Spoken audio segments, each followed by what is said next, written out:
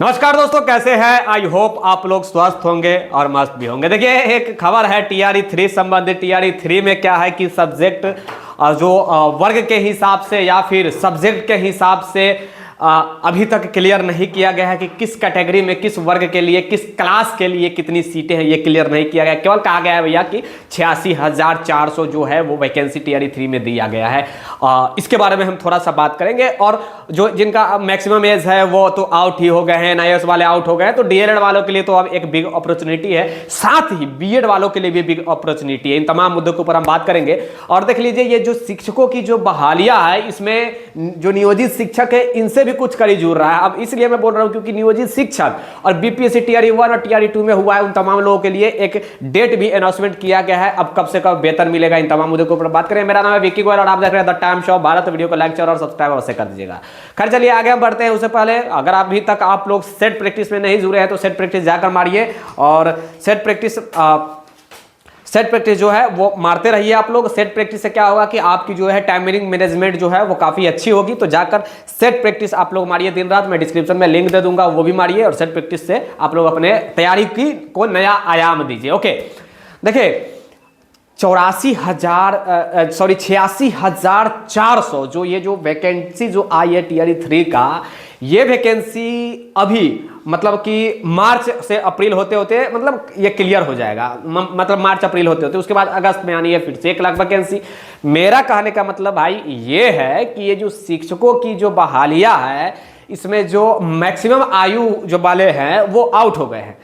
NIOS वाले भी out हो गए हैं। अभी आप देखेंगे वेस्ट बंगाल हाईकोर्ट से जजमेंट आया जिसमें कहा गया कि नहीं, आवेदन नहीं कर सकते आप। उसके बाद पटना उच्च न्यायालय में भी एनआईओएस वालों लोगों ने रिक्वेस्ट किया कि भैया हमें जो है वो मौका दिया जाए, ऐसा कहा गया। लेकिन उनको हाथ वहां पे भी कुछ नहीं अभी तक लगा है।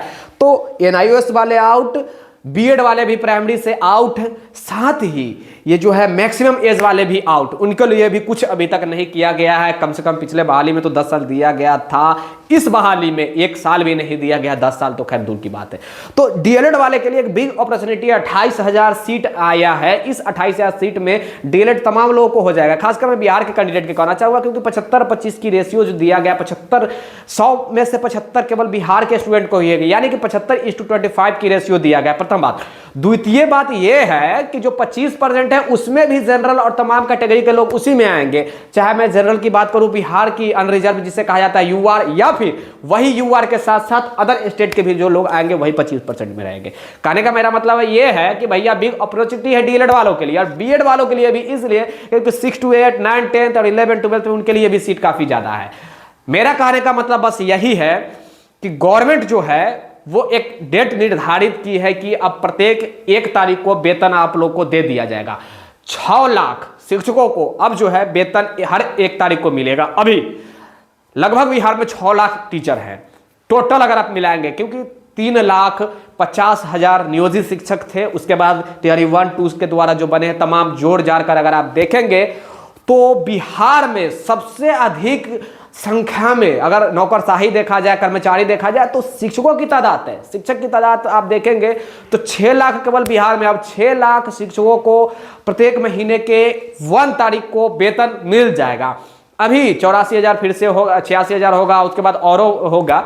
मेरा कहने का मतलब यह है कि ये जो बहालियां है बिहार में, केवल शिक्षक पर भी विशेष गवर्नमेंट ध्यान दे रही है और बहाली तो भूल ही गई है, औरों विभाग में देनी चाहिए। जहां तक मेरा मानना है, ये बार बार जो गवर्नमेंट जो कर रही है, ये अपने आप मैं तो नहीं कर सकता हूँ, स्टूडेंटों के साथ खिलवाड़ है। क्योंकि बिहार में केवल मास्टर साहब की ही आवश्यकता नहीं है, औरों चीज़ की आवश्यकता है, औरों कर्मचारी की आवश्यकता है। अगर सरकारी नौकरी है तो सारे विभाग को देनी चाहिए, सारे विभाग में देनी चाहिए। सारे विभाग को मैं नहीं कहूँगा, सारे विभाग में देनी चाहिए नौकरी।